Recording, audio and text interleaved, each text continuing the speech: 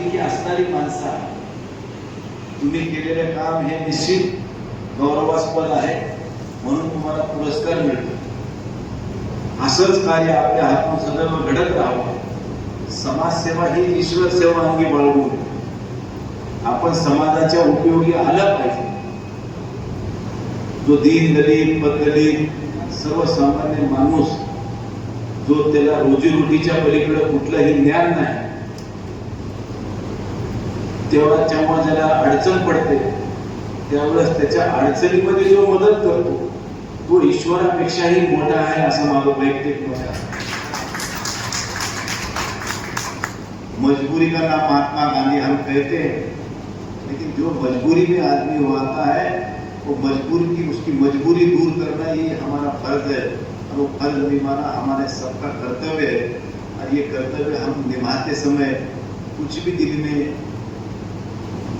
नहीं रखते हुए खुले दिल से तहे दिल से हम जिसको मदद करते हैं वही असली दुआ है.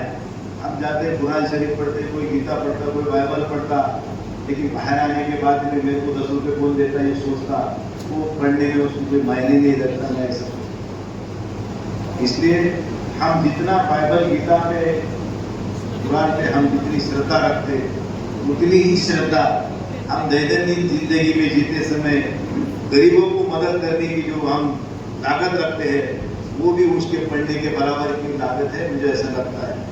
म्हणून आज या ठिकाणी आपण आलेले सर्वजण या पुरस्काराला पात्र आहात.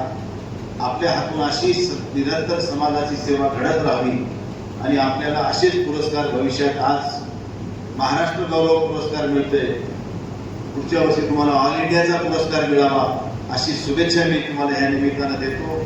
आयोजकांनी या ठिकाणी मला बोलवलं. आमच्या शिवबाई खूप पुरस्काराला पात्र आहेत मला वाटतं. तुम्ही आल्याशिवाय एका पुरस्कार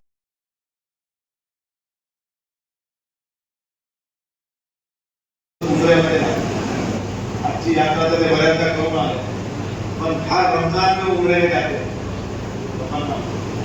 मैंने देखा. तो ऐसे लोग हैं कि जो समाज के प्रति अच्छी काम करने वाले हैं और ऐसों को बहुमान दिया जाता है, वो भी मेरे हाथ से. ये मेरे लिए मैं बहुत बड़ी कामयाबी समझता हूँ. और फिर एक बार आपको सबको मैं पुरस्कार जिनको उनमें मिलने वाला है उनको तहे दिल से उनका स्वागत करता हूँ. जिनको नहीं मिल रहा है अगले साल आने वाला पुरस्कार उनको मिले, ऐसे मैं ऊपर वाले से शुक्रिया अदा करता हूँ. आप सबको बधाई देते हो. मेरे 2 लफ्ज पूरे करता हूँ.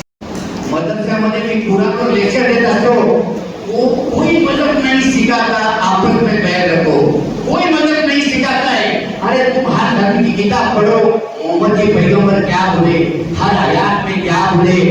अरे ये पढ़ने के बाद तुम्हारे दिल से मजहब का ख्याल निकल जाएगा.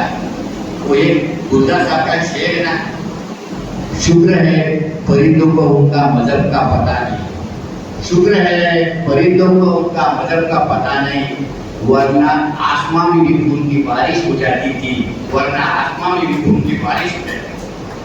क्या रहता है ये जिंदगी.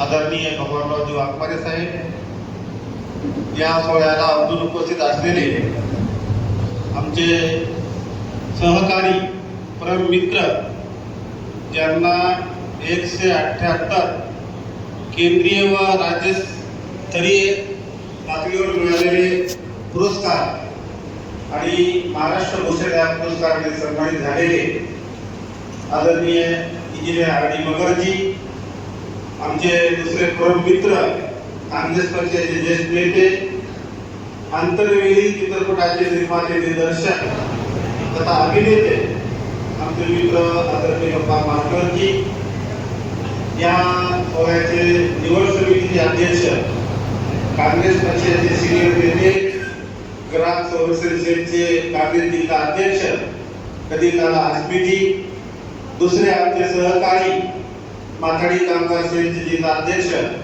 हाजी शरीफ शेखजी, संयोजन समितीचे दिलीप बनकरजी, योगेश मुळी, सतराज शेखजी, शफीक चारठाणकर, हबीब इनामदार, संजय जयस्वाल व आमचे सर्व सहकारी. आज आपण